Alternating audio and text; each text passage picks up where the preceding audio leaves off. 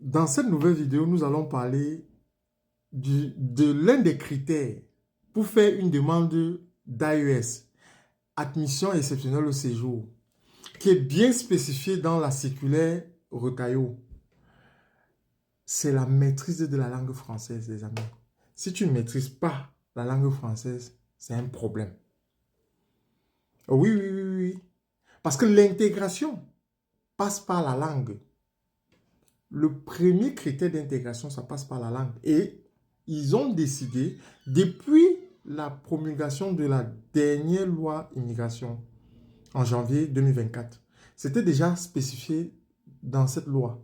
Et maintenant, la circulaire Darmanin vient interpeller, la circulaire Retailleau vient interpeller les préfets pour vous dire, maintenant là, il faut regarder s'ils maîtrisent la langue française.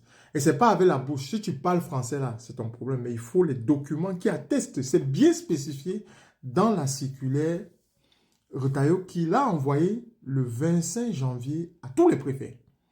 Il faudra justifier d'un document, du moins d'un diplôme obtenu ici en France, ou alors une attestation de votre maîtrise de la langue française délivrée par un centre de formation agréé, les amis.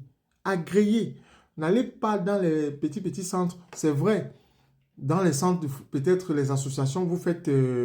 on vous délivre souvent des attestations, mais le mieux serait d'avoir une attestation délivrée par un centre agréé par le ministère, voilà, de l'éducation et bien d'autres. Et aussi, vous pourriez éventuellement, c'est bien spécifié dans la circulaire, attester avec tout autre document qui justifie la maîtrise la maîtrise de la langue française. Ça peut être par exemple les diplômes que vous avez obtenus dans votre pays d'origine. Oui, surtout si vous êtes issu d'un pays francophone. Donc, il y a autant de documents que vous deviez justifier pour pouvoir, que vous devez mettre dans votre dossier lors de votre demande de régularisation par l'AES. En bon entendeur, salut.